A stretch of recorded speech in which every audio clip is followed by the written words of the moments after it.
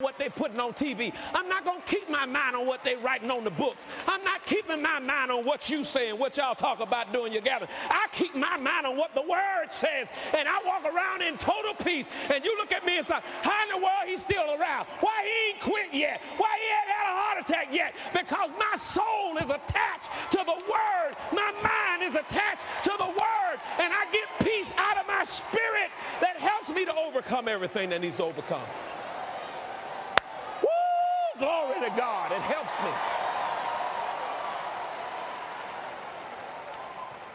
Because if I sit there and I start thinking about what everybody say about me and attach myself to all that,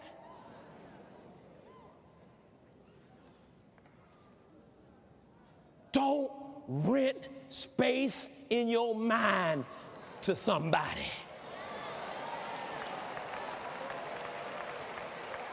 Tear up the lease and say, you ain't renting no space in my mind. My mind is occupied with the word of the Lord. My mind's not occupied with what my children are doing. It's not occupied with what my enemies are doing. It's not occupied with what's going on in the finances, what the offering was. Did the bill get paid? I'm not occupying my mind with that because I can't trust man, but I can trust God. And I get my mind occupied on what I have in my spirit, and I agree with my spirit. And it comes out of my spirit, and I'm taken care of.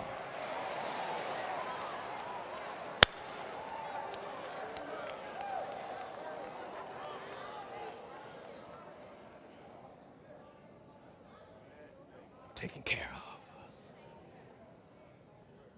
And I keep going, and I keep going. And I keep going. Before you know it, I'm going to be 100, and I keep going. And I keep going.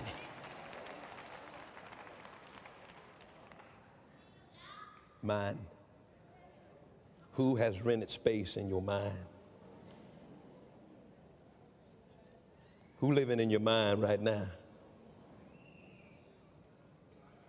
God's peace has been present in my spirit, but it's up to me to draw it out. And I can't draw it out being in agreement with the senses and being dominated by senses and what's going on in the physical world. Believers shouldn't live like lost people who are trapped in their carnal physical world. I said believers should not live like lost people, people who are not born again. You shouldn't be living like that. How is it they broke, you broke? They sick, you sick. They divorced, you divorced. You saved. What's the difference? If you live like sinners, if you walk like unbelievers, you're going to get the same results as unbelievers. Death. Well, I ain't doing what they're doing. Yeah, but you thinking the way they think.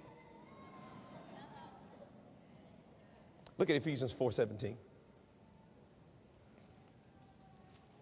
Do you understand that today you can walk out of here with this understanding and then do it and it'll change your whole life?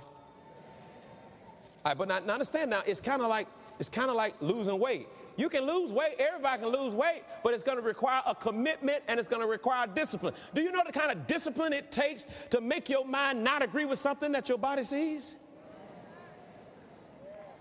You know what kind of discipline it takes? For when you show up at the doctor and you've been feeling this pain, and then to put on top of that, he sees it, then they show you the x-ray, then they tell you that all of this stuff. You know what kind of discipline it takes to walk out of that doctor's office and say, I'm healed?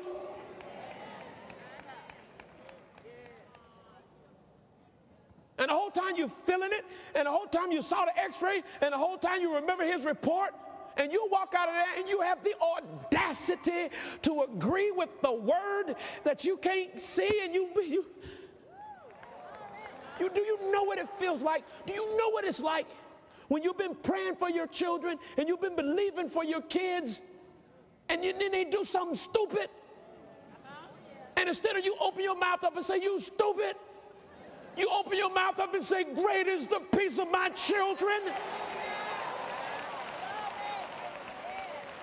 You know what happens when you're married and you realize you didn't love like you thought you would have loved or should have loved, and it ain't working out, and you want to respond based on how you feel? Well, I don't feel like I love you like I used to. And then instead of you doing that, you open your mouth up and say, I have unconditional love for my husband, my wife. They turn me on. I love being with them. I agree that I have that might on the inside of me, and this is going to work. You refuse to go over here on the carnal side. You refuse to get on the death